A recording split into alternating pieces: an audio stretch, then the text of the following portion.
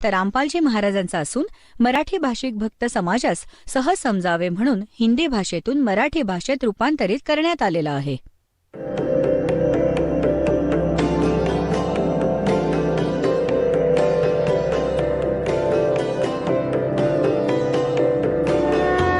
और ज्ञान सब ज्ञानडी कबीर ज्ञान सो ज्ञान और जैसे घोड़ा तोब कायम करता चले मैदान.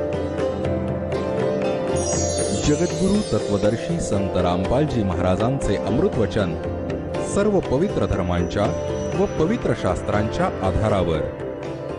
आता इथे सांगितलंय त्याचंच वर्णन आहे की जो परमात्मा शिशु रूपात प्रकट होतो तो लहानपणापासूनच मोठमोठ्या विद्वानांची तारांबळ करून टाकतो आणि तो आपल्या कवितातून कवींप्रमाणे बोलून बोलून बोलतो. अमरवाणी उंच उंच स्वरात गरजून गरजून कुठेही उभं राहून तंबोरा घेऊन गाणं गायला लागतो. परमात्म्याचे भक्त त्याच्या चारी बाजूला फिरायला लागतात, त्यांना ज्ञान ऐकवतात, त्यांना त्यांच्या उद्धाराचा मार्ग दाखवतात. आणि महर्षी दयानंद परमात्म्याची निंदा करतात. सत्यार्थ प्रकाशमध्ये म्हणतात कबीर तर तंबोरा घेऊन गाणं म्हणतो. शूद्र जातीचा होता, त्यासाठी पंडितांकडे गेला विद्या घेण्यासाठी, पण कोणी शिकवलं नाही. मग आपलं कुठल्या तरी भाषेत गाणं गायला लागला आणि मागे त्यांच्या भक्तांनी जी भजनं होती ती लिहून घेतली.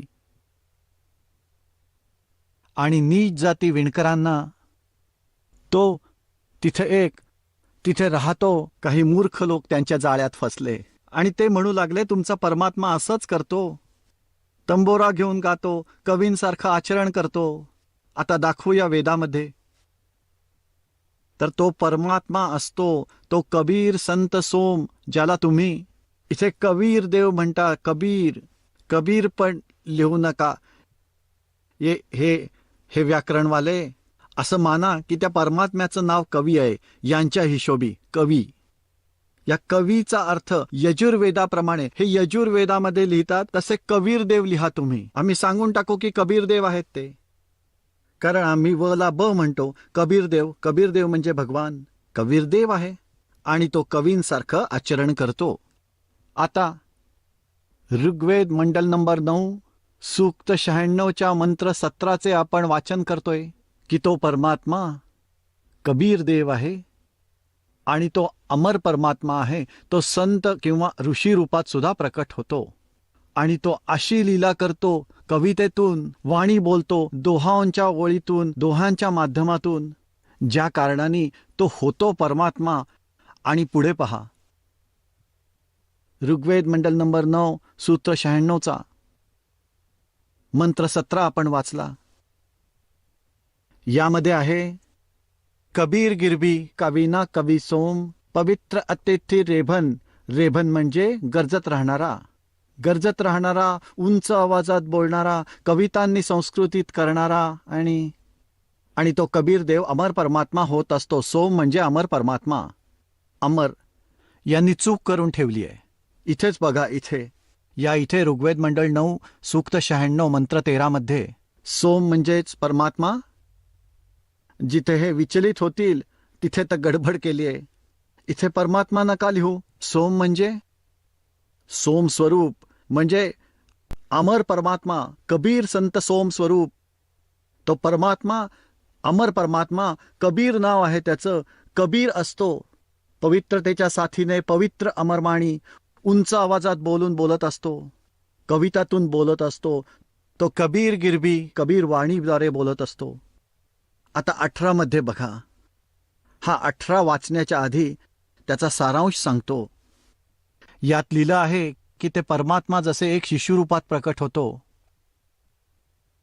आणि तो ह्याच रूपामध्ये संत रूपामध्ये पण जातो, प्रकट होतो. तिसरी स्थिती आणि त्या रेसीद्वारा बोलली गेलेली त्याच्या मुखातील अमृतवाणी, खूपसे त्यांचे अनुयायी बनतात. 64 लाख शिष्य झाले होते कबीर परमात्म्यांचे. कबीर विणकराचे त्यावेळी 64 लाख शिष्य झाले होते परमात्म्यांचे. त्यावेळी त्यांच्याकडून बोललेली वाणी त्यांच्या शिष्यांमध्ये आनंददायी होत असते, सुखकारक होत असते. आणि तो परमात्मा वरती 3ऱ्या लोकात राहतो, 3ऱ्या धामामध्ये. बघा गीता अध्याय 15च्या श्लोक नंबर 16 आणि 17 मध्ये 3 पुरुष आहेत. पुरुष म्हणा, प्रभू म्हणा, परमात्मा म्हणा, राम म्हणा, ब्रह्मा म्हणा. एक क्षरपुरुष आहे. क्षरपुरुष 21 ब्रह्मांडाचा स्वामी आहे, हा ब्रह्म आहे. परत दुसरा अक्षर पुरुष आहे ज्याला परब्रह्मी म्हणतात. तो 7 संग ब्रह्मांडाचा प्रभू आहे आणि दोन्ही नाशवंत आहेत. आणि त्या दोन्हींच्या अंतर्गत जितक्या प्राण्यांचे लोकांमध्ये धामांमध्ये तो पण नाशवान आहे. जीवात्मा कोणाचाच मरत नाही, तो गाढवाची सुद्धा मरत नाही. गीता अध्याय नंबर 15 श्लोक नंबर 17 मध्ये सांगितलंय की उत्तम पुरुष तो वेगळाच आहे. वास्तविक सर्वश्रेष्ठ परमात्मा पुरुषोत्तम या 2 परमात्म्याहून वेगळा आहे, ज्याच्याविषयी 8व्या अध्यायामधील 3ऱ्या श्लोकामध्ये सांगितलं आहे. तो परम अक्षर ब्रह्म आहे. तर हे 3 पुरुष आहेत आणि यांचे 3 धाम आहेत. 21 ब्रह्मांडांचा हा मालक आहे, ब्रह्म आहे, क्षरपुरुष आहे. हा त्याचा लोक आहे, धाम आहे. परत दुसरे धाम आहे 7 संग ब्रह्मांडाचे क्षेत्र, हे पण एक लोकच आहे. जसे भारतवर्षामध्ये राज्य पण अलग आहेत आणि सर्व मिळून एक देश आहे, असा देश आहे. देश पण भरपूर आहेत, देशामध्ये अलग अलग राज्ये पण आहेत. अशाच प्रमाणे वरती 4 स्तर आहेत, 4 लोक आहेत वरती. सतलोक, अलखलोक, अगमलोक आणि चौथा अकेहलोक. त्या चौथ्या लोकातून सगळ्यांची उत्पत्ती झाली आहे. तिथे परमात्म्याने बसून खालच्या सर्व लोकांची रचना केली आहे. तो सगळ्या उत्पत्तीचा स्रोत आहे. त्याला समुद्र असं ओळखलं जातं. वेदांमध्ये त्याला समुद्र म्हटलंय चौथ्या लोकाला. तर इथून 3ऱ्या लोकांमध्ये सतलोकामध्ये परमात्मा विराजमान आहे. आता पहा यांची कलाबाजी. इथे चूक करतील थोडी, हे दाखवतो आपल्याला, हे धरले जातील. हे पहा ऋग्वेद मंडल नंबर 9 सूक्त 96चा आपण 16वा 17वा श्लोक पाहिलाय. आता 18वा. ऋषी मना ये ऋषी करता सर्वसा सहसर आणि था आणि थे पदवी कवी नाम. तो एक कवी म्हणजे एका प्रसिद्ध कवीची पण उपाधी पदवी प्राप्त करून असतो आणि हजारो वाणींनी बोलत असतो. ऋषी मना या ऋषी कर्त सवत्सा और तृतीय धाम तीसरे धामम महिष शिशंती सोमय विराजमानो राजती चतुप. याचा अनुवाद बघूया आपण. आर्य समाजाच्या बघा, इथे आहे सोम स्वरूप परमात्मा, ठीक आहे, पालनाची इच्छा करणारा जो महान तो आहे परमात्मा. तृतीय धामाचा अर्थ यांनी केलाय देवयान आणि पितरान. या दोन्हीच्या पृथकातील 3रा जो मुक्तिधाम आहे, तृतीयम धाम 3ऱ्या धामामध्ये आहे, ज्याच्यात विराजमान आहे, जो ज्यांनी हा ज्ञानयोगी बनवला आहे. मूळ पाठात ज्ञानयोगाची कोणतीच लिंक नाहीये, त्यांनी चुकीचं लिहिलं आहे. त्यांच्या लक्षात आले की महर्षी दयानंतर निराकार म्हटलंय आणि ते बसले 3ऱ्या धामामध्ये. तर इथे त्यांनी थोडीशी गडबड केली आहे आणि म्हणतात चोर चुरावे तुंबड़ी और गड्ढे पाणी में ओ गड्ढे वा ऊपर आवे सच्चाई छनी ना. हे खरे पण कुठपर्यंत लपवू शकतो माणूस. बघा, तृतीय धामात सरळ लिहिलं आहे, 3ऱ्या धामामध्ये विराजमान आहे, जो ज्ञानयोगी. उडवून टाकले त्यांनी याला प्रयत्न करताना. आता हे काय करतात? कवीनाम पदवी, याचा अर्थ हा आहे की तो एक प्रसिद्ध कवीची पदवी प्राप्त करतो, स्थान नाही, पदवी. स्पष्ट लिहिलं आहे. तो कवी बनवला जातो. ऋषीकृत, ज्ञानाचा प्रदाता. ऋषीकृत म्हणजे ऋषीद्वारा बोललं गेलेलं, रचलं गेलेलं, बोलली गेलेली सहस्र नीते, हजारो कहाण्या, अनंत प्रकारची स्तवनीय आहेत. याचा अर्थ असा आहे जसा यांनी लिहिला याच्यामध्ये, या ऋग्वेदामध्येच. हे बघा, महर्षी दयानंद सरस्वती कृत, त्यांच्याद्वारे तयार केलेली. इथे पण कृत बोलतात. हे खुद्द लिहित आहेत ऋषीकृत. 9च्या 96व्या 18व्यामध्ये ऋषीकृत. त्या ऋषी रूपामध्ये ऋषी प्रकटद्वारा केले गेलेली. ऋषी म्हणा त्यांचे जे अनुयायी आहेत रसी स्वभावाच्या लोकांच्यासाठी सर्वस्वी, खूप प्यारी आहे, हे चुकीचं आहे. आता इथे त्यांनी जी गलती केलेली आहे, तिसरं धामम, तृतीय धामम, विराजम, तिसरा जो मुक्तिधाम आहे त्यामध्ये विराजमान असलेला ज्ञानयोगी इथे गडबड केली आहे. आता पहा, इथे परत त्यांची चोरी पकडली गेली. इथे बघा, आता ऋग्वेद मंडल नंबर 9 सूक्त 86 आणि मंत्र नंबर 27 मध्ये स्पष्ट लिहिलं आहे की जो परमात्मा द्यूलोकांच्या 3ऱ्या पृष्ठावर विराजमान आहे, तिथे बसला आहे. ठीक आहे, इथे विसरून गेले ते ज्ञानयोगी, इथेच झाली खरी गडबड. आता इथे आहे ऋग्वेद मंडल नंबर 9 सूक्त 54 आणि मंत्र नंबर 3 मध्ये स्पष्ट केले आहे की सूर्यासारखा जगत प्रेरक तो परमात्मा, हा परमात्मा, याचं साधं सार घेऊया, लोकांना पवित्र करणारा. भुवनोपरी, भुवनावर, संपूर्ण ब्रह्मांडाच्या भुवनोपरी लोकांच्या वर ऊर्ध्व भागात वर्तमान आहे, विराजमान आहे, तिष्ठती, तिथे बसलाय. आता झालं ना स्पष्ट? महर्षी दयानंदांचे 3 विधान चुकले. एक तर परमात्मा निराकार, दुसरा की तो जो की एका देशात राहत नाही, आणि तिसरा कबीरजींना तर ते म्हणत असत की तो एक विणकर होता, धानक होता, कवींप्रमाणे तसाच गाद वगैरे होता, आणि वेद म्हणतात तो कवींची पण भूमिका करत आहे. याच्यातच आपण पुढे बघूया ऋग्वेद मंडल नंबर 9 96 आता आपण 20 वाचूया. 20 ऋग्वेद मंडल नंबर 9 आणि मंत्र 96 आपण 18 वाचला. 19 मध्ये बघूया. या 4थ्या धामाचा पण उल्लेख आहे. प्रकृतीच्या सूक्ष्म सुख, सूक्ष्म शक्तीच्या साथीनं जी संगत आहे. समुद्रम, आता समुद्र 4थ्या धामाला समुद्र म्हटले. समुद्र, समुद्रम याचा अर्थ यांनी सरळ केला आहे की सम्यक द्रवंती भूतानी यस्मात्च समुद्र, ज्याच्यात भूतमात्रांची उत्पत्ती, स्थिती आणि प्रलय होतो, तो आहे तुर्यम. तो 4था धाम परमपद परमात्मा आहे. गडबड करून टाकली ना. या ठिकाणी जिथे इतकं समजलं नाही तिथे यांचं इंजिन फेल झालं, कच्चं तेल फेकायला लागलं.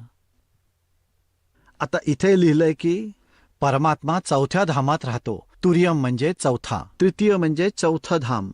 धाम म्हणजे तो लोक आहे जिथे वरवरचा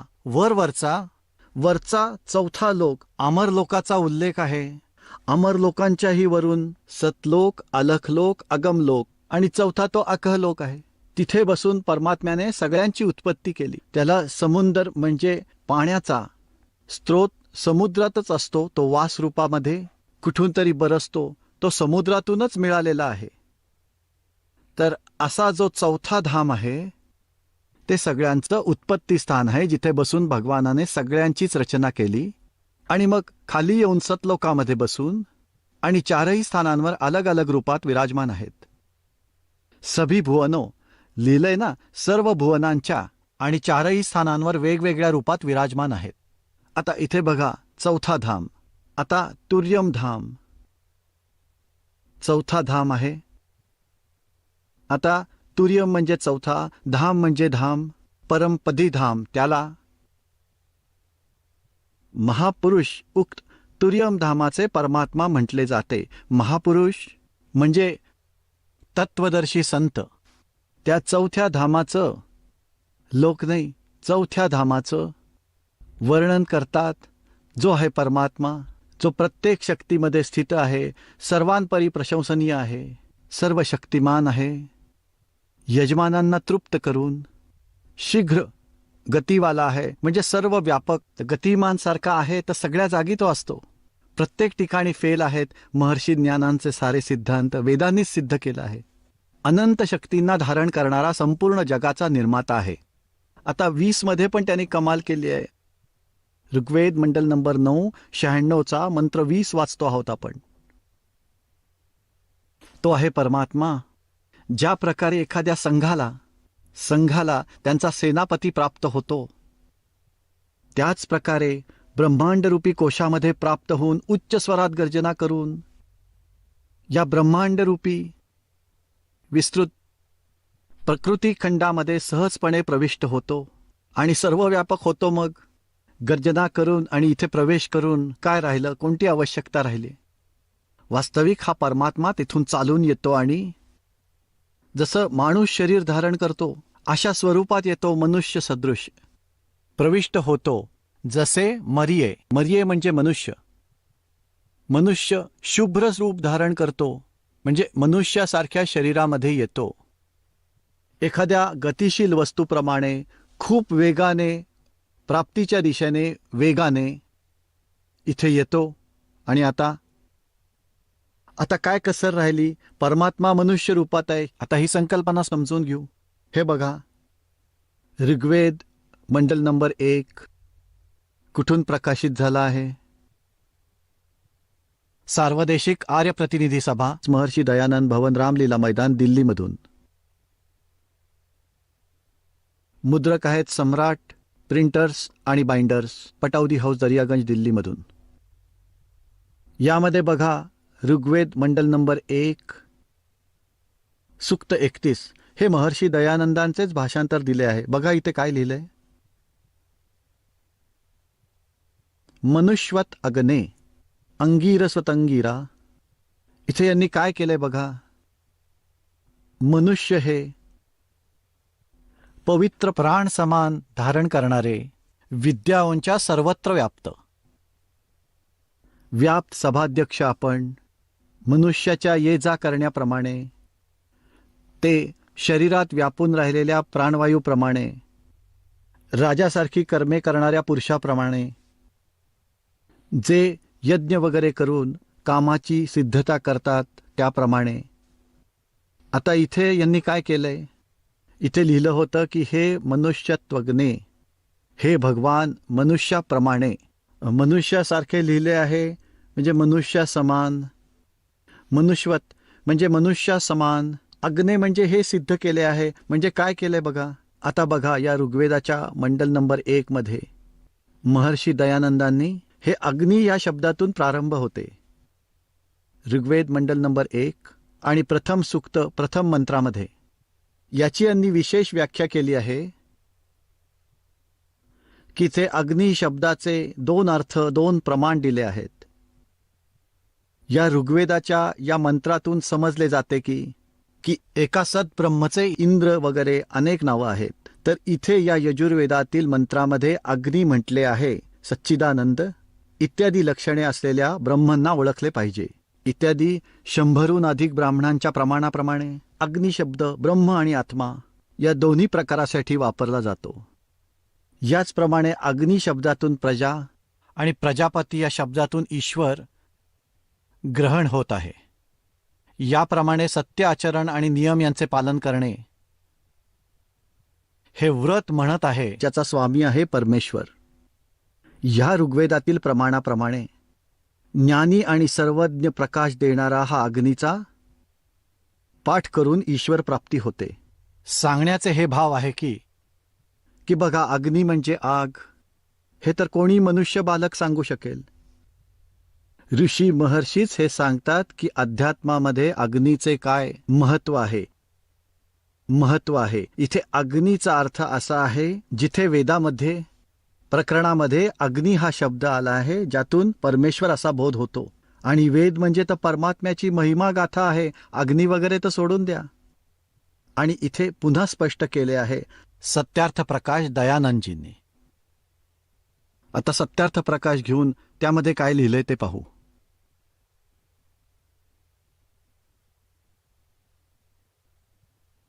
हे प्रकाशक आहेत आणि हे त्याचे मुद्रक आहेत. इथे आचार्य प्रिंटिंग प्रेस, दयानंद मठ, गोहाना मार्ग, इथून हे छापलंय. ठीक आहे. याच्या पहिल्या मंडळात काय लिहिलंय पाहूया. आता जिथून सत्यार्थ प्रकाश सुरू होतो त्याच्यात परमेश्वराच्या नामाची महिमा सांगितली आहे विस्ताराने. ओम हा ओंकार शब्द आहे, जे परमेश्वराचे सर्वोत्तम नाव आहे. ज्याप्रमाणे आकारातून ए उ मै 3 अक्षरांनी मिळून एक ओम तयार झालेला आहे. अशा प्रकारे परमेश्वराची अनेक नावं आहेत, जसं की आकारातून विराट अग्नी आणि विश्व म्हणजेच अग्नी पण भगवंताचेच एक नाव आहे. ठीक आहे, आता आपण येऊया इथे 15 जिथे स्वयंप्रकाशित असलेल्या भगवंताला अग्नी म्हटले आहे. ठीक आहे, आता पुढे दाखवतो. आता 16व्या पानावर बघा, 16 सत्यार्थ प्रकाशाच्या प्रथम संदर्भात 16व्या पानावर काय म्हणतात स्वामीजी? ओम आणि अग्नी या नामामधून मुख्य परमेश्वर असाच अर्थग्रहण होतो. ठीक झालं, मुख्य करून परमात्म्याचंच अर्थग्रहण होते. इथे बघा 17 इथे लिहिलं आहे की जो ज्ञानस्वरूप आहे, सर्वज्ञ म्हणून ओळखला जातो आणि जाणून घेण्यासाठी पूजा करण्यायोग्य आहे, त्यामुळे परमेश्वराचं नाव अग्नी आहे. अग्नी या अग्ने. ठीक आहे, स्पष्ट करून झालं की मुख्य करून 16व्या पानावर ओम आणि अग्नी यातून मुख्य अर्थ परमेश्वर असाच त्याचा होतो. महर्षी दयानंदांच्या या सूचनांचे पालन करून त्यांच्या शिष्यांनी अनुवाद केला सामवेदाचा. त्यांनी हे कसे केले पहा. हा एक मोठा खंड आहे ज्यामध्ये सामवेद आणि यजुर्वेद एकत्र आहेत. हे कुठून छापलंय बघा. प्रधान कार्यालय दयानंद संस्थान, वेद मंदिर, महात्मा वेद भिक्षू सेवाश्रम, पोस्ट मुखमेलपूर, दिल्ली.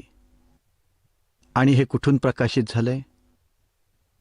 प्रकाशित आहे पंडिता राकेश राणी, अध्यक्ष, दयानंद संस्थान, आर्य समाज मार्ग, करोलबाग, नई दिल्लीमध्ये. याच्यामध्ये यजुर्वेद चालू होतो. इथून सामवेदामधील भाषाभाष्य इथे चालू होते. प्रथम अध्याय. इथे जिथे कुठे अग्नी शब्द आहे, सर्व ठिकाणी अग्नी म्हणजे हे ईश्वर, अग्नी म्हणजे हे परमेश्वर, अग्नी म्हणजे हे ईश्वर, अग्नी म्हणजे ईश्वराला, परमेश्वराला. हे सगळे जेवढे सगळे चौथ्यात, तिसऱ्यात, दुसऱ्यात, पहिल्यात म्हणजे पहिल्यामध्ये. अग्नी म्हणजे परमेश्वर दुसऱ्यामध्ये, अग्नी म्हणजे परमेश्वर तिसऱ्यामध्ये, अग्नी म्हणजे ईश्वर चौथ्यामध्ये, अग्नी म्हणजे परमेश्वर पाचव्यामध्ये, अग्नी म्हणजे ईश्वर सहाव्यामध्ये, अग्नी म्हणजे ईश्वर सातव्यामध्ये, अग्नी म्हणजे परमेश्वर. ठीक. आणि इथे 8व्यामध्ये अग्नी म्हणजे परमेश्वर, अग्नी म्हणजे परमेश्वर, अग्नी म्हणजे परमेश्वर, अग्नी म्हणजे परमेश्वर आणि अग्नी म्हणजे परमेश्वर, हे परमेश्वर. आता ही संकल्पना स्पष्ट झाली. वेदामध्ये जिथे आपण बघतो अग्नी म्हणजे परमेश्वर आहे. आणि ऋग्वेद मंडल नंबर 1 सूक्त नंबर 31 आणि मंत्र क्रमांक 17 मध्ये महर्षी दयानंदांच्या करकमलांनी आडंगा अनुवादित झालेला आहे. पण आपण समजून घेऊया. आता आपण ऋग्वेद प्रथम मंडळ घेतला आहे, सामवेद ठेवून दिला. ऋग्वेद मंडल क्रमांक 1 सूक्त 31 मंत्र 17 मध्ये काय लिहिलं आहे? पहिलं लिहिलंय मनुष्यत अग्ने. अग्ने म्हणजे अग्नी लिहिलं आहे. मनुष्यवत म्हणजे मनुष्यासारखा. हे सामान्य माणसालाही कळेल. मनुष्यवत अग्ने म्हणजे हे परमात्मा, तुम्ही मनुष्यासारखे आहात. ठीक आहे, आता अजून दाखवतो. हा यजुर्वेद सुद्धा महर्षी दयानंदांनी अनुवादित केलेला आहे. हे बघा, इथेही कमाल केली आहे. आता याच्यात तुम्हाला दाखवतो मनुष्यवत भगवान म्हणजे मनुष्यवत परमात्मा. हे कुठून छापलं आहे? कोण अनुवादक आहेत? कुठून हे छापले? वरती प्रकाशक दिले आहेत. यजुर्वेद भाषाभाष्य. सातवा अध्याय. 7व्या अध्यायातील 39वा मंत्र बघूया. मंत्र हा 39वा मंत्र आहे. महान इंद्र नरवत आ. नरवत इथे बघा महर्षींनी काय लिहिलं आहे, त्यांची कलाबाजी. महानचा अर्थ महान लिहिलाय. सर्वोत्तम, अतिशय पूज्य. नरवत म्हणजे मनुष्याप्रमाणे. नरवत म्हणजे मनुष्याप्रमाणे. ठीक आहे. आता हे चांगले प्रकार, सर्व मनुष्यांना सुखी करणारे व्यवहार. व्यवहार आणि परमार्थाचे ज्ञान दोन प्रकारे वाढवणारे असे एकूण सर्वज्ञ, आम्हा सर्व प्राण्यांना सर्वज्ञ म्हणून जाणणारे अतुल, पराक्रमी, पुष्कळ चांगली कामं करणाऱ्यांना, जीवांनी चांगली कामं करणाऱ्यांच्या बरोबर ग्रहण केलेले इंद्रासारखे अतिशय उत्कृष्ट ऐश्वर्य असलेले तुम्ही आहात. त्यांच्याच आश्रयाला गेलेले सगळे आम्ही लोक चांगल्या चांगल्या बलांसह सर्वात उत्तम असणाऱ्या बळाच्या प्राप्तीसाठी दृढ उत्साही असतो. आता ही कलाबाजी पहा. इंद्र इथे लिहिलंय महान इंद्र नरवत. आता इथे त्यांनी नरवत तर इथे घेतलंय, महान पण घेतलंय, नरवत तर इथे घेतलंय आणि इंद्र त्याच्याबरोबर आहे. तर इथे असं झालंय की इंद्राला इथे अडकवले आहे. ही काय गोष्ट झाली? आता इंद्राला इथे अडकवलेलं आहे, इथे आणलं आहे. आता इंद्र म्हणजे काय होत आहे? इंद्र म्हणजे भगवान असं स्वतःच लिहिलं आहे. आणि नरवत पण लिहिलंय. नरवत म्हणजे मनुष्य समान, महान म्हणजे मोठा. तो मोठा परमात्मा म्हणजे वेद ज्ञान देणाऱ्यापेक्षा मोठा मनुष्याप्रमाणे इथे येतो, सर्वांना उपदेश देतो. मनुष्याप्रमाणे आहे. आता दाखवतो तुम्हाला. आता ऋग्वेद मंडल क्रमांक 10 इथे यजुर्वेद ठेवला आणि ऋग्वेद घेतलाय. मंडल क्रमांक 10 दाखवतो तुम्हाला. यांनीच प्रकाशित केलेला आहे. हा आर्य समाजवाल्यांनीच याचा अनुवाद केला आहे आणि इथून प्रकाशित झाला आहे. हा बघा, ऋग्वेद मंडल क्रमांक 10 सूक्त 86 आणि याच्या 86व्या मंत्र 1 मध्ये इंद्र म्हणजे ऐश्वर्यशाली भगवान. इंद्र म्हणजे भगवान. इंद्र म्हणजे परम ऐश्वर्य असलेला प्रभू. इंद्र म्हणजे प्रभू. इंद्र म्हणजे प्रभू. इंद्र म्हणजे प्रभू. इंद्र म्हणजे प्रभू, ऐश्वर्यवान प्रभू जो पण आहे, इंद्र म्हणजे प्रभू. चौथ्यामध्ये सुद्धा, परत 5व्यात सुद्धा इंद्र म्हणजे सर्व ऐश्वर्यवान परमेश्वर. आणि 6व्यात सुद्धा ऐश्वर्यवान प्रभू. ठीक आहे.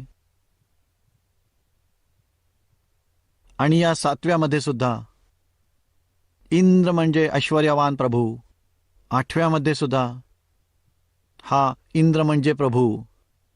आणि बघा 9व्यातही इंद्र म्हणजे प्रभू, परमात्मा, परमेश्वर की परमेश्वराची पत्नी.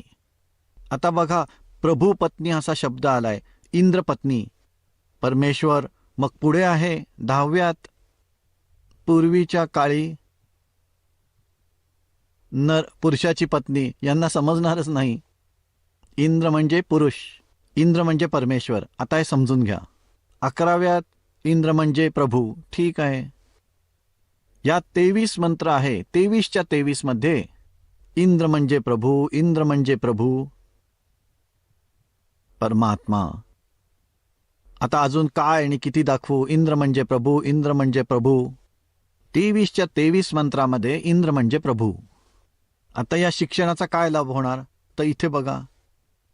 आता या शिक्षणाचा काय लाभ होणार? तर भगवानांना समजून घेऊ, ग्रंथ जाणून घेऊ. हे अज्ञानी बकवास करून गेले, महर्षींना आले. हे बघा, आता यजुर्वेदात आलो आपण. हा यांनीच छापलेला, यांचाच अनुवाद आहे आणि हे त्याचे प्रकाशक आहेत.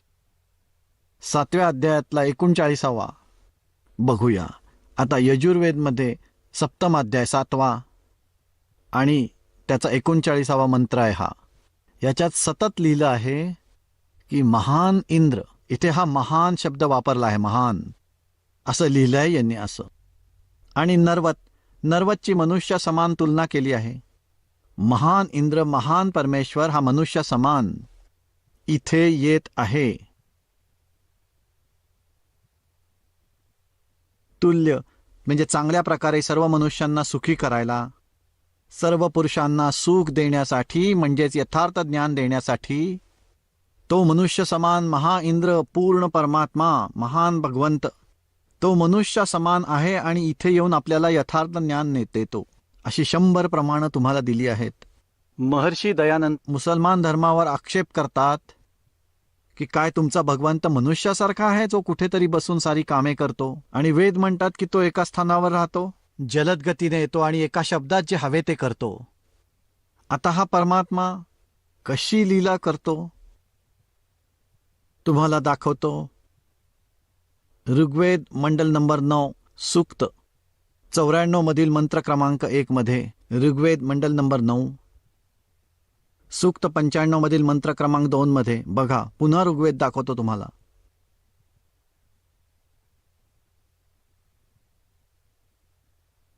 हा तोच आहे. ऋग्वेद मंडल क्रमांक 9 सूक्त 94 मधील मंत्र 1 आहे. इथे मूळ संस्कृत मधील मंत्र आहे.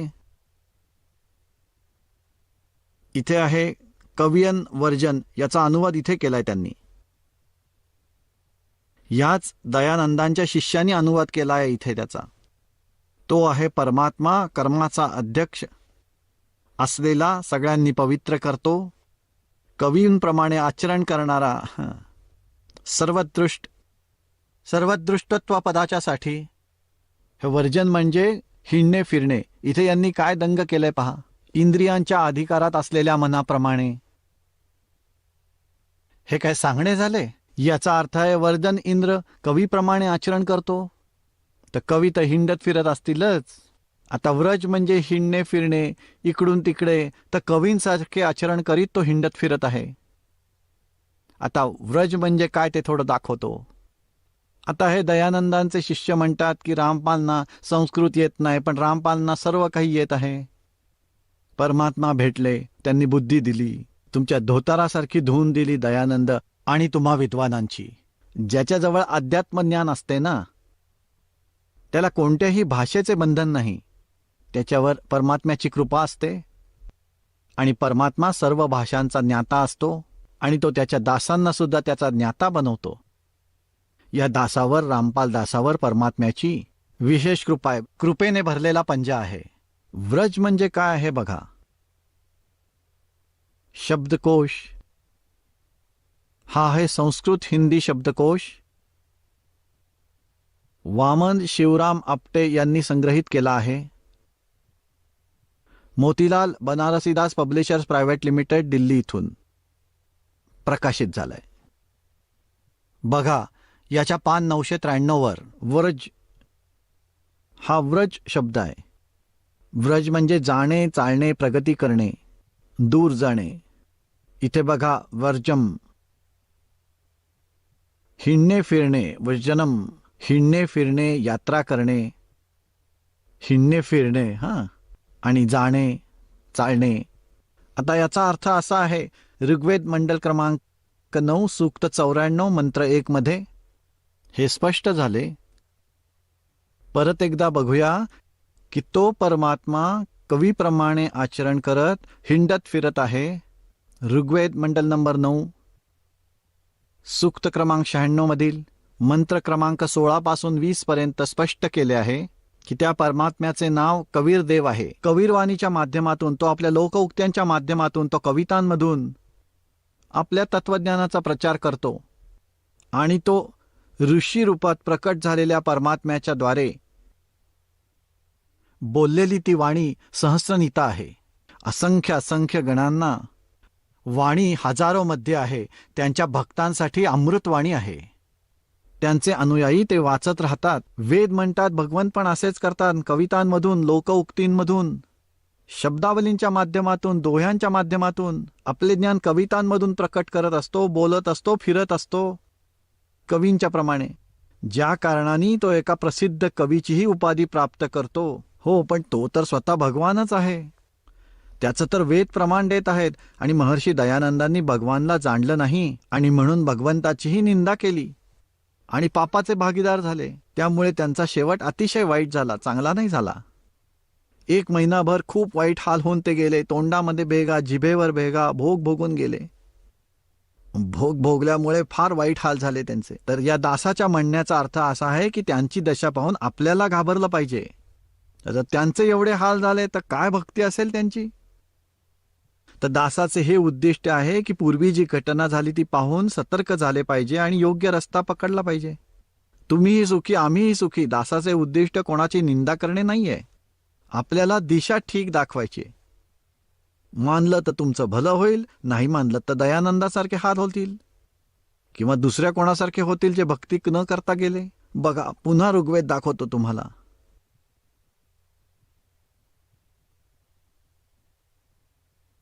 हा तोच आहे. ऋग्वेद मंडल क्रमांक 9 सूक्त 94 मधील हा मंत्र 1 आहे. याचं मूळ संस्कृत इथे दिलं आहे. इथे आहे कवियन वर्जनने याचा अनुवाद इथे केलाय यांनी. याच दयानंदांच्या शिष्यांनी अनुवाद केला आहे इथे याचा. त्यात तो आहे परमात्मा, कर्माचा अध्यक्ष असणारा, सर्वांना पवित्र करणारा, कवींसारखे आचरण करत करत सर्व दृष्टत्वपद मिळवण्यासाठी वर्जन ने.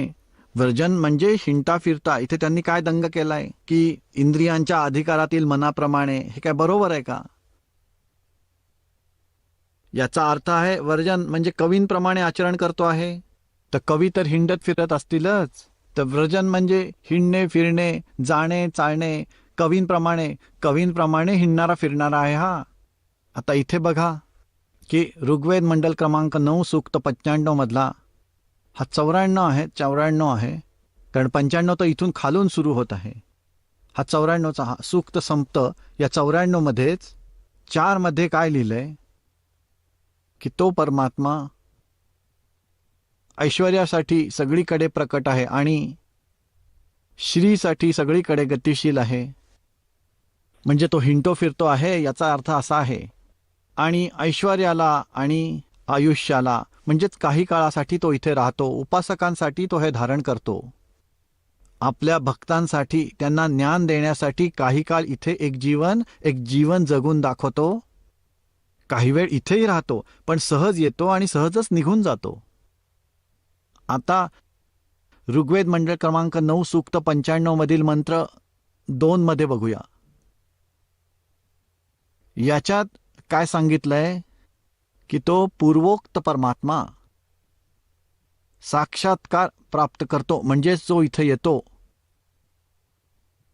इथे अन्य रूप धारण करतो, इथे असतो. वाणीद्वारा मुक्तीच्या मार्गाची, वाग्द्वारा म्हणजे वाणीद्वारा बोलून बोलून मुक्तीच्या मार्गाची प्रेरणा देतो. जसं की नौका पैल तीरावर नेताना नाविक प्रेरणा देतो आणि सगळ्या देवांचा देव, सर्व भगवंतांचा भगवान, गुह्यानी म्हणजे गुप्त, नामा आविष्कृनोती, संज्ञेला प्रकट करतो. बघा, हे गुप्त नाव प्रकट करतो. जे गुप्त नाव आहे खऱ्या भक्तीचे आहे. वाणीरूपी यज्ञासाठी. म्हणजे माझ्या म्हणण्याचा अर्थ असा आहे की तो परमात्मा एक गुप्त नाम सुद्धा प्रकट करतो. कबीर साहेब म्हणतात, सो हम शब्द हम जग में ल्याए, सार शब्द हम गुप्त छपाए. हा सोहम शब्द गुप्त नाव आहे जो मी या इथे प्रकट केला आहे. हेच वेद सांगतात की तो परमात्मा गुप्त नावाला प्रकट करतो. सारनाम पण तो प्रकट करतो. या दासाला जे दिले आहे ते साऱ्या विश्वात खळबळ माजेल, सगळ्यांचं कल्याण होईल आणि सगळे विश्व पार होईल. सतलोकात जाऊ जिथे कोणतेही दुःख नाही. वेद सत्य विद्या नावाची वस्तू आहे. महर्षी दयानंद स्वतः म्हणतात बघा. महर्षी दयानंद म्हणतात की वेद सर्व सत्विद्यांचे पुस्तक आहे. महर्षी दयानंद. तर पुण्यात्मांनो, जर वेद सत्य आहे तर महर्षी दयानंदांचा सत्यार्थ प्रकाश जो अनुवाद आहे तो तर सत्यानाश प्रकाश आहे. झालं ना सिद्ध. वेदांमध्ये साकार सिद्ध केलंय भरपूर पुरावे देऊन की तो परमात्मा कवींसारखे आचरण करतो आणि हिंडत फिरत असतो. सगळीकडे कवींसारखं आचरण करतो.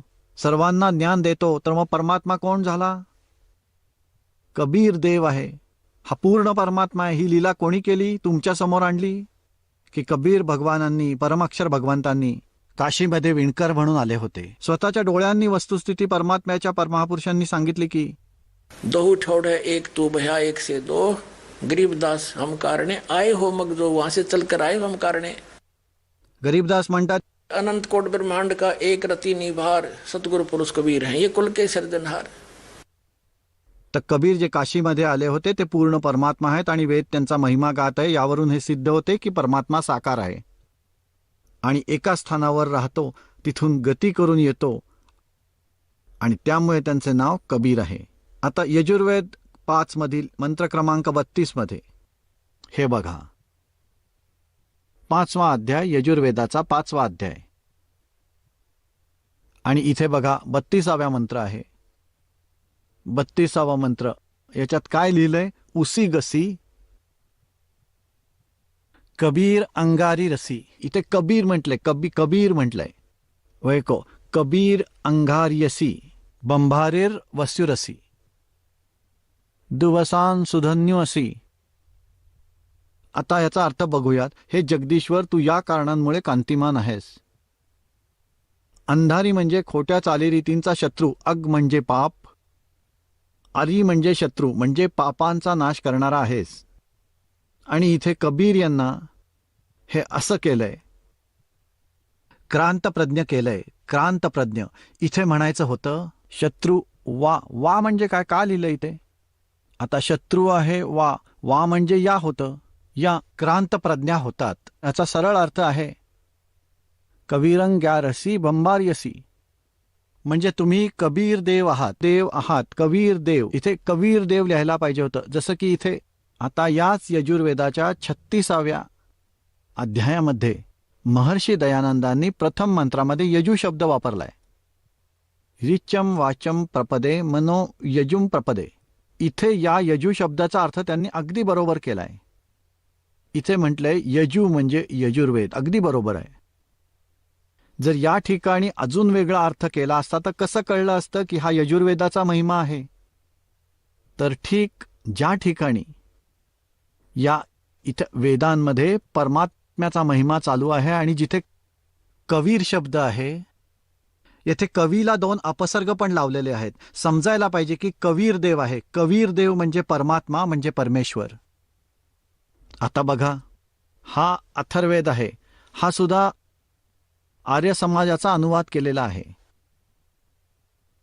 महर्षी दयानंद आणि त्यांचे शिष्य याचा अनुवाद करत आले आहेत. हा कुठून प्रकाशित झालाय? तिथूनच. प्रकाशिका आहेत पंडिता राकेश राणी आणि हे मुद्रांकित झालेलं आहे. प्रधान कार्यालय वेद मंदिर महात्मा वेद भिक्षू सेवाश्रम, लेखराम नगर, अब्राहमपूर, मुखमेलपूर, दिल्ली इथून.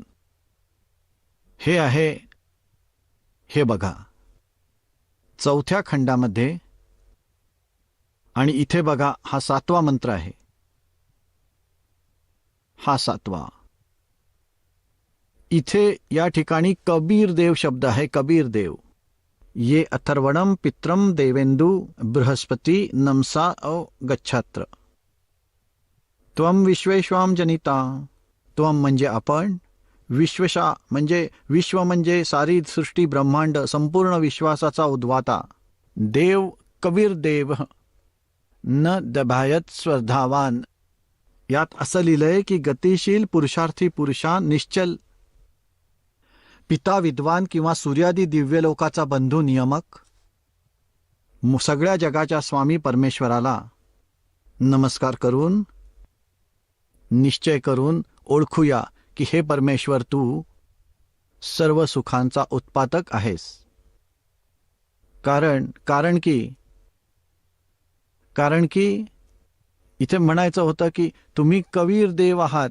इथे बघा, इथे कबीर देव, इथे अप्सर लावलंय इथे आणि देवाचा अर्थ परमेश्वर केलाय. तर असं लिहायचं होतं तो कबीर देव आहे, कबीर परमेश्वर आहे. कबीर देव लिहू शकतात. हे जसंच्या तसं लिहायला पाहिजे होतं. कबीर देव, आपण त्याला कबीर देव, कबीर म्हणजे परमेश्वर, तो म्हणजे कबीर परमेश्वर आहे याचा हा अर्थ आहे. जो सगळ्यांचा रचनाहार आणि सच्चा मित्र, जो सगळ्या ब्रह्मांडाचा रचनाकार, तो कबीर देव आहे, कबीर साहेब आहे. कबीर साहेब म्हणजे कबीर परमात्मा, कबीर देव म्हणा.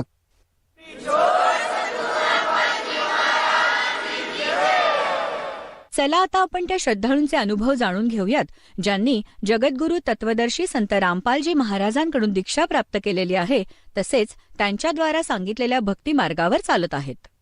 नमस्कार. नमस्कार सतसाहेब. आपलं नाव? माझं नाव सुरेखा बाबूराव माळी. आपण कोठून आलात? मी जिल्हा सोलापूर, महाराष्ट्र येथून आले. आपला व्यवसाय काय आहे? मी गृहिणी आहे सर. संत रामपालजी महाराजांची गुरुदीक्षा आपण कधी घेतली? मी संत रामपालजी महाराजांची गुरुदीक्षा 1 सप्टेंबर 2014 मध्ये घेतली. संत रामपालजी महाराजांची गुरुदीक्षा घेण्याअगोदर आपण व आपला परिवार कोणती भक्ती साधना करत होतात? संत रामपालजी महाराजांची गुरुदीक्षा घेण्याच्या अगोदर मी 2002ला आसाराम बापूंची अहमदाबाद येथे जाऊन गुरुदीक्षा घेतली होती.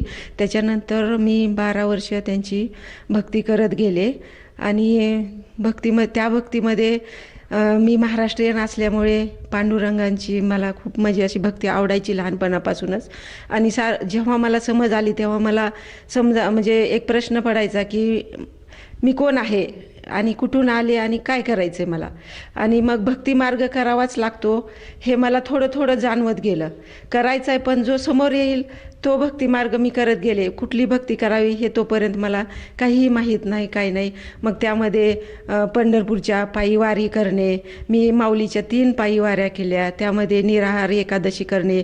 मी एकादशीच्या दिवशी अजिबात पाणीसुद्धा घेत नसायचे. दिवेघाट एवढा अवघड असायचा त्यावेळेला, पण काही वेळेला दिवेघाट चढून जाताना एकादशी यायची त्यावेळेला मी बिगर पाणी पिता म्हणजे पूर्ण निराहार राहून निर्जला जो प्रकार म्हणतात एकादशीचा तो मी करायचे आणि संध्याकाळी सरबत घेऊन एकादशीचं व्रत पूर्ण करायचे. त्याच्यानंतर पंढरपूरमध्ये स्नानाला जाणे. मग 4 वाजले पहाटेचे तरी तिथं मी स्नान करणार. म्हणजे नदीमध्ये काही धोका असतो हे इतर जरी कोणी सांगत असतील तरी मला भक्ती मार्गाच्या मध्ये काही त्याचं वावगं असं वाटत गेलं नाही. म्हणजे एवढं कडक मी करत गेले जो माझ्या पुढं भक्ती मार्ग येईल तो. आणि त्याच्यानंतर मी पौर्णिमा आली गाणगापूरला जाणार. तिथं दत्त मंदिरामध्ये 108 पौर्णिमेला प्रदक्षिणा घालणार. इतकी गर्दी असायची सर त्या मंदिरामध्ये. तर मी 2-2 तास अक्षरशः त्या मंदिराच्या तो जो वृक्ष आहे आतमध्ये त्याच्यामध्ये ते पूर्ण फिरत राहणार. त्रास असा जाणवला तरी पण नाही बाबा ही भक्ती आपल्याला हे पूर्ण करायचं आहे. मग काही वेळेला काही विशेष तिथी येणार. मग त्या तिथीमध्ये एखाद्या वेळेस ग्रहण आलं तर आपण नामदिशा घेतलेली आहे आसाराम बापूंची. मग तो आपला मंत्र कसा आहे म्हणजे खंडित होऊ नये त्यामुळं मग तो मंत्र मलिन झाला तर त्याचं गाणगापूरच्या संगम तीर्थावर जर आपण पाण्यामध्ये राहून त्यांचं जप केला तर तो मंत्र आपला नंतर व्यवस्थित चालू राहतो. हे ऐकून मी तेवढी पण तीव्र साधना करत गेले. आणि संगमावरती एक विशेष आहे गुरुपौर्णिमेच्या वेळेला की गाणगापूरमध्ये 1001 प्रदक्षिणा जर घातली तर तुम्हाला ऐच्छिक लाभ प्राप्त होतो असं म्हणजे मी गुरुचरित्रामध्ये वगैरे ऐकलेलं होतं. तर ती माझी तीव्र इच्छा होती. मग ती पण मी म्हणजे पूर्ण करत गेले. आणि त्याच्यानंतर पुढचं म्हणजे खूप सांगण्यासारखं भरपूर आहे. मी भक्ती मार्गासाठी खूप काही करत गेले. आणि दत्त मंदिराच्या तिथं अष्टतीर्थ म्हणून एक प्रकार आहे तर तो पूर्ण आपण ओल्या कापडाने असंच म्हणजे जवळजवळ 10 किलोमीटर अंतर येते तेवढं चालत राहायचं. ते पण साधना मी केलेली आहे. जसं आपण सांगत आहात की पूर्वीपासूनच आपण भक्ती मार्गात होतात. परमेश्वर प्राप्तीसाठी आपण विविध प्रकारच्या भक्ती साधना केल्यात. वेगवेगळ्या मंदिरामध्ये जाऊन वेगवेगळ्या देवांची आपण आराधना केली, साधना केली, तीर्थक्षेत्राला गेलात. म्हणजे हा जो प्रवास आहे आपला भक्ती मार्गाचा, महाराष्ट्रामध्ये जी प्रचलित भक्ती साधना आहे त्याचप्रमाणे आपला प्रवास हा होता. मग आपल्याला असं का जाणवलं की आपण संत रामपालजी महाराजांच्या ज्ञानाकडे आकर्षित व्हाल आणि त्यांच्याकडनं नामदीक्षा घ्यावी असं आपल्याला का जाणवलं? हा सर, हा पण खूप मोठा प्रसंग आहे. तर माझ्याच शेजारी आजी म्हणून राहत होत्या. मग त्या काय म्हणायच्या की ताई तुम्ही इकडं पंढरपूरला जाता, गाणगापूरला जाता, परत वारीतले जर वारकरी आले तर आमच्या घरावरून ते पंढरपूरला जाणार गजानन महाराजांच्या दिंडीतले. तर मी त्यांना घरी बोलवणार, त्यांना जसं आपल्याच्याने होईल तसं जेवायला वगैरे करणार, त्यांच्यासाठी त्यांच्याशी चर्चा करणार भक्ती मार्गातली. तर मग तुम्ही हे किती ठिकाणी विहीर खोदणार आहात, एका ठिकाणी विहीर खोदली तर तुम्हाला पाणी तर मिळेल, तुम्ही किती वणवण करता. म्हणजे माझे शरीराची खूप वणवण होत होती. ज्या वेळेला मी संत रामपालजी महाराजांच्या ज्ञानामध्ये आलेली नव्हते तोपर्यंत. मग मला ते आजी म्हणायच्या, तू 2-3 महिने सांगत होते की तुम्ही साधना TV वर सत्संग येतोय, तो ऐका. मग माझं म्हणजे परिवार खूप मोठा आहे, मला 4 मुली आहेत, 1 मुलगा आहे. एवढ्या सगळ्यांचं करायचं. मग मुलींची लग्न वगैरे झाली, मी थोडीशी फ्री वाटली मला. तर मग मी सत्संग पाहिला गुरुजींचा. 2च दिवस सत्संग ऐकला. आणि त्याच्यानंतर सरजी, मी आत्तापर्यंत काय करत होते, माझे किती वर्ष वाया गेले, ह्यामुळे मला खूप आतून असं म्हणजे गिल्टी वाटायला लागलं थोडं. आणि मी आश्रमच्या ह्याच्यावर फोन नंबर जो होता त्याच्यात ज्ञानगंगा पुस्तक मागून घेतले, पुस्तक वाचले. 8 दिवसात पुस्तक वाचून पूर्ण केले. कसं जायचं माहीत नाही, काय करायचं माहीत नाही, पण गुरुजी तुमचं नामदान मला मिळालं पाहिजे हे खूप आतून वाटत गेलं. गुरुजी, मला काही माहीत नाही. आमचं रिझर्वेशन झालं, 7-8 जणांचा आमचा ग्रुप परवाल्याला कसा पोहोचला, आणि गेल्याबरोबर आमचे हात पाय सुद्धा धुवू दिले नाहीत. गुरुजींनी नामदान गेल्याबरोबर दिलं आणि भंडारा करायला बसवलं. एवढं तृप्त वाटलं आणि डोक्यावरचं एकदम वजन कमी झालं. मी किती फिरत होते आणि तेव्हापासून मला खूप शांतता वाटायला लागली. जसं आपण सांगत आहात की परमेश्वर प्राप्तीसाठी आपण बरेचसे प्रयत्न केले, परंतु ज्या दिवशी आपण संत रामपालजी महाराजांचं सत्संग बघितलं आणि सत्संगामध्ये जे संत रामपालजी महाराज जे ज्ञान देत होते आपल्याला, ते ज्ञान जेव्हा आपल्याला कळालं तेव्हा आपल्याला गिल्टी वाटायला लागलं. आणि आपण आता जी काय साधना करत होतो ती व्यर्थ केली आणि पटकन आपण संत रामपालजी महाराजांच्या शरणात यावं असं आपल्याला वाटलं. आणि त्या अनुषंगाने आपण संत रामपालजी महाराजांकडे जाऊन त्यांची भक्ती साधना, त्यांच्याकडनं गुरुमंत्र घेतला. तर या गुरुमंत्रामुळे किंवा त्यांच्या भक्तिविधीमुळे आपल्याला व आपल्या परिवाराला काय काय लाभ प्राप्त झालेत?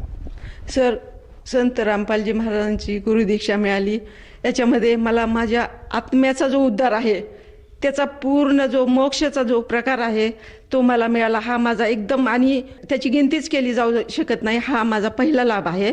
दुसरा लाभ, माझ्या शरीराची खूप जी वणवण होत होती, भटकंती जी मी करत होते, ती माझी भटकंती थांबली. मी स्थिर झाले एका जागेला आणि मला आतून असं वाटतंय की याच्या पुढं कुठलंही ज्ञान नाही आणि मी योग्य ठिकाणी पोचलेले आहे. सरजी, 2014ला संत रामपालजी महाराजांचं मला मिळाला मंत्र.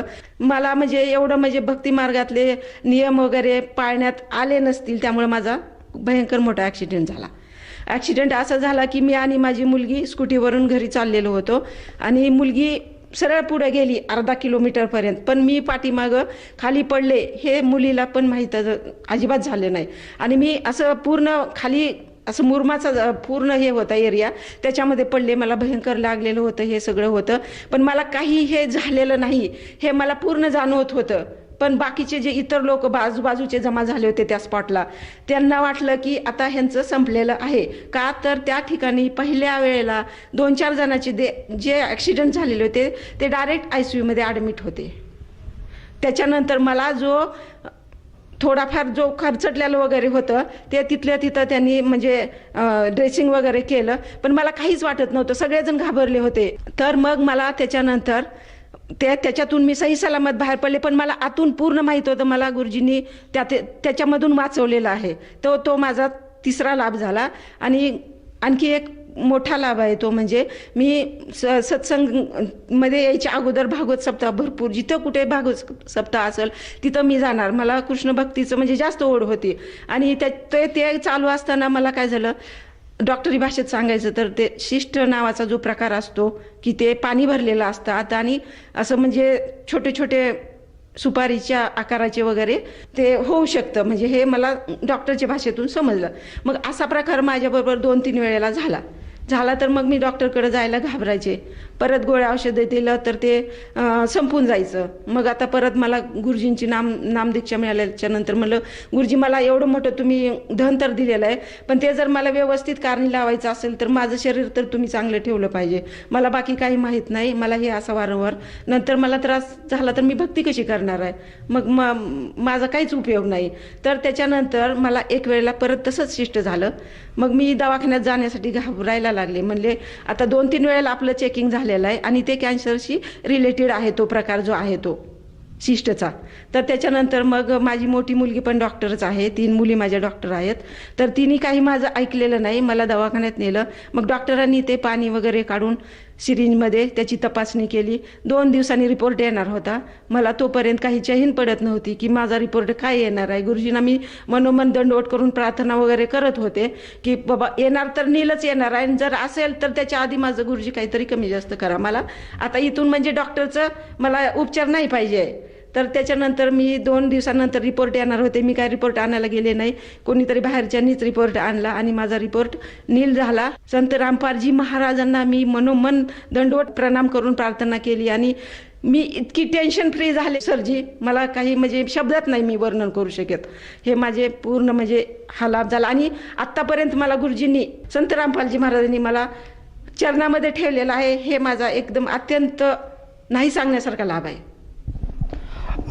ताई, जसं आपण सांगत आहात की संत रामपालजी महाराजांच्या शरणात आल्यानंतर आपल्याला खऱ्या अर्थाने मोक्षाचा मार्ग सापडला, आपल्याला सद्गती मिळेल अशी आपली आशा प्रफुल्लित झाली आणि त्याचप्रमाणे आपल्याला जे छोटे मोठे शारीरिक लाभ हे पण आपल्याला लाभ झालेत.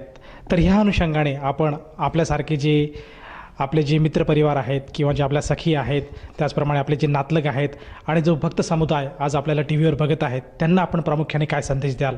हा सरजी, मी 12 वर्षे आसाराम बापूच्या ह्याच्यामध्ये जुडलेले होते. त्यावेळेला माझा खूप मोठा भक्त परिवार म्हणजे माझे बंधू बहीण आहेत आता तिथे पण तिथे काहीही नाही हे मला संत रामपालजी महाराजांच्या चरणामध्ये आल्याच्या नंतर कळालं. त्यांना बार प्रार्थना आहे की संत रामपालजी महाराज हे गीता, वेद, शास्त्र, पुराण ह्याच्यानुसार भक्ती आपल्याला देत आहेत, जी आपण पहिली पण करत होतो पण ती न समजून करत होतो. संत रामपालजी महाराजांच्याकडे आल्याच्या नंतर त्याच्यामध्ये गीतेमध्ये ओम, तत् आणि सत हे काय आहे हे मला त्यावेळेला कळालं. माझा गीतेचा 15वा अध्याय पूर्ण पाठ होता आणि आता पण आहे, पण त्याचं मला आता आवश्यकता वाटत नाही. तर त्याच्यामध्ये काय सांगितलं हे मला संत रामपालजी महाराजांकडनं नामदीक्षा घेतल्यानंतरच कळालंय. त्यामुळं संत रामपालजी महाराजांचं ज्ञान समजून घेऊन आत्म्याची जी भटकंती आहे प्रत्येक जणाची, ती नामदान घेऊन प्रत्येकानं पूर्ण करावी ही माझी प्रार्थना आहे. आदेश तर गुरुजी देऊ शकतात.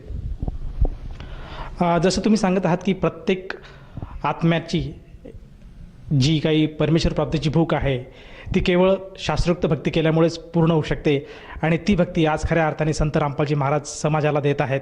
तर या अनुषंगाने जर एखाद्या व्यक्तीला वाटलं की आपण सुद्धा संत रामपालजी महाराजांची नामदीक्षा घ्यावी, तर तो व्यक्ती नामदीक्षा कशी घेऊ शकेल? हां सर, ते पण आता गुरुजींच्या कृपेने संत रामपालजी महाराजांनी एवढी दया केली की आता प्रत्येक जिल्ह्यामध्ये नामदान केंद्र उघडलेले आहेत आणि गुरुजींचं प्रत्येक चॅनलवर सत्संग येतात. त्याच्यामध्ये खाली कुठं तुम्ही कॉन्टॅक्ट करायचे त्याचे नंबर येतात आणि त्या नंबरवर तुम्ही चौकशी करा, जवळचा तुम्हाला पत्ता मिळेल, तिथे जाऊन तुम्ही आणि त्याच्या अगोदर तुम्ही गुरुजींचे सत्संग ऐका, त्यांचं ज्ञान तुम्ही समजून घ्या आणि समजून घेऊनच नामदान घ्या, तर ते नामदान आपल्याला सहाय्य ठरतंय. जसं तुम्ही सांगत आहात की प्रत्येकाने संत रामपालजी महाराजांचं ज्ञान समजून नामदान घ्यायला हवं, तर मला असं विचारायचं आहे की त्या व्यक्तीला त्या नामदानासाठी इच्छा प्रकट होत असेल त्या व्यक्तीची, तर त्या व्यक्तीला त्या नामदानासाठी किती पैसे मोजावे लागतात? सरजी, पैसा तर एकही लागत नाही, हेच मोठा लाभ आहे.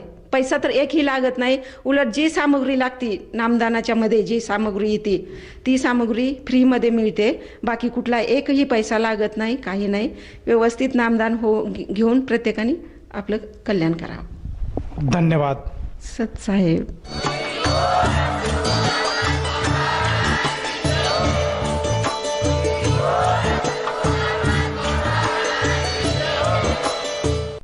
आपण ऐकत होता जगद्गुरु तत्वदर्शी संत रामपालजी महाराजांचे मंगल प्रवचन.